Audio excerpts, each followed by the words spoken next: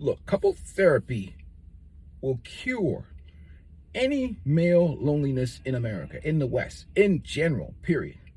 You talk about male torture. First of all, these therapists, if you're in a situation in your life where you have to go to marriage counseling and therapy, and if you don't have that 1% of therapists that actually want to help a couple, first of all, she's not going to let it happen. If you find a therapist that's going to hold individuals individually accountable, she's going to get rid of that therapist, period. Because she wants somebody to co-sign on what she feels. And they're going to, it's a session about beating up on you, talking about how you lack emotional intelligence. Really, it's just basically the attempt to feminize men. And you're dealing with an unhappy feminist, probably. The bitch is miserable. And you have become the source of her misery, not her own self-development, not her looking within herself. This is why I tell you, don't get into a relationship with a woman that's not already happy. You should be happy yourself as a man. But if you get into a relationship with a woman that ain't already happy, you're going to be the source of her misery. Or you get into a relationship with one of these leftover women looking for the retirement plan. She's going to torture you for the fact that she couldn't get the man that she wanted. And you are the last pick of the draft and the choice between you and the cleaner. And she chose you. Maybe you have a good pension. Maybe you're just stable and reliable, but you're not it. And she's going to make you suffer for it. And you see these guys, let me tell you something. This couples therapy show is a gift that keeps on giving. Period. It's like men watching an episode of Pulp Fiction with the Vin Raines and Bruce Willis scene with those two disturbing hillbillies and their pet, the Gimp. The Gimp is nothing more than the family court judge, if you know what I mean.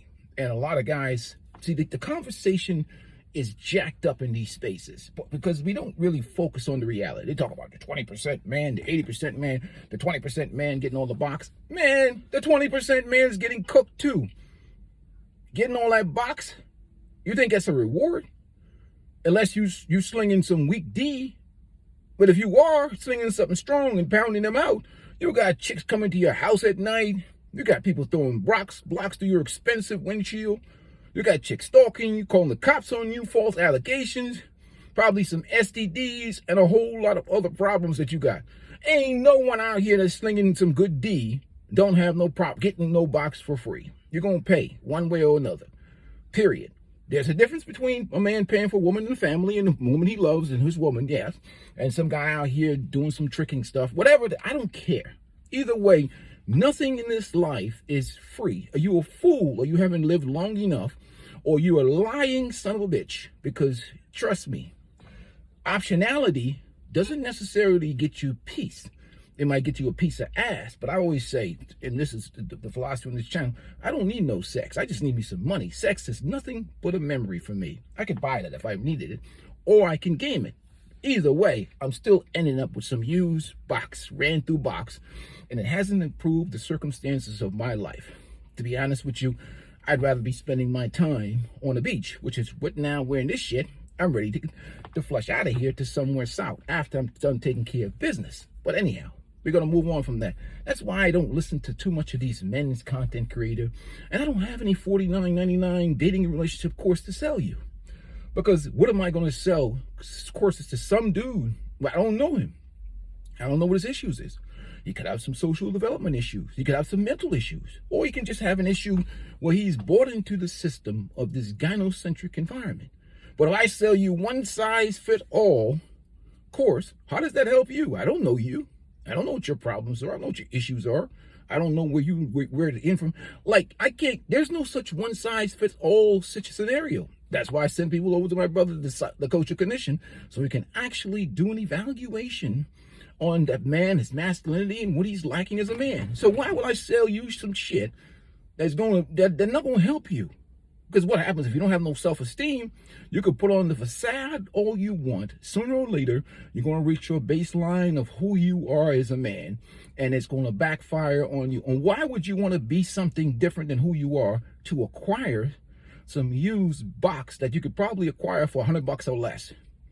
Why would I want you to be somebody else that you're not? You can only be yourself, the best version of yourself. But why would I want you to change completely who you are to acquire something that's only valued by about $100. That doesn't make any sense to me. It's a waste of time.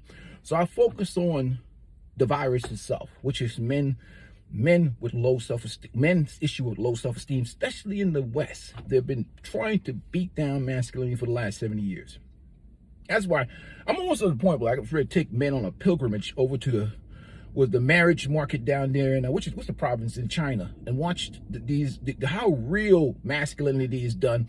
And you see a bunch of leftover women trying to vie for husbands, even though the population of China has more women than men. These dudes are like, especially after they changed the marriage laws in February of this year in China, these dudes don't mess with these Xingyun women. They be like, man, you 26, 27, you've been living with a man before. Look at that. It's the old women that are the most brutal in the marriage market down there in the park in China. It's these old, their grandmoms come in there and be like, nah, you don't fit the bill to be in my family. And they be cooking these leftover broads. And the men in this country accept the bottom of the barrel because feminism and the government and the corporations have boosted the value of leftover women. And you guys, I mean, you can't. I watch these cuck simp content creators, these game coaches who couldn't pass a background investigation, probably got warrants and child support warrants and shit. Looking at these dudes. You listen to some of these dudes. They couldn't pass a background investigation. You're crazy. They'll be like, yo, we fucking dude wanted out of this state. You know, like what? What are you selling? Game for chicken heads? Man, you come to me ask for game for chicken heads, you're going to end up with a big bag of bird feed. And I'm going to charge you $1,000 for wasting my time. You want some bird feed? I get it from you. I go right up to pet care and get you some bird feed right now. You're wasting your time and your energy. And I told guys, preserving your health, preserving your peace, preserving your money, you need to see global travel is critical for men. Now, especially in the West, I want you to see your value as a man, middle class, men are part of the 80%, because everything in this system is government empowered. It's government empowered. It's a facade. The real world exists. You got to see the real world and the world around. Not go somewhere and come put videos of you and a bunch of 304s and a bunch of I digress from that. I mean, don't do that, man. Come on, that's embarrassing. If you're going to consume these 304s, consume them in the middle of the night. Don't make videos about them. Come on, man. You're giving dudes false hope, and they go some country, sit down there and get cooked by some 304. A simp is a global victim. Period. Them 304s overseas will eat you alive if you lacking in your masculinity, your confidence, your self-esteem. They're looking for a sucker. Look, a thirsty sucker coming off their plane. Look at him, Larry. Look at that bitch-ass motherfucker. He about to empty out his pockets. And bought some house in some province, hanging out with some 304s that the local men won't touch. Yeah. No, we don't operate like that on this channel. We teach men to go into places with high self-esteem, winning here in the West. So when you winning here in the West, you'll be a master over there, because you'll go over there and you'll go and you set yourself up in a proper town, join a gym, get a purpose in your life, find some hobbies, find some passions, and earn the respect of the local men in that environment. Earn the respect. I say men, right? Not women. Not these YouTubers. Earn the respect of the local men in that environment. Then you'll meet, through social network, better quality women. If you go somewhere and you're just running around with a bunch of YouTubers, or, nobody's going to respect you. They're going to look at you. This is another goofy sex tourist.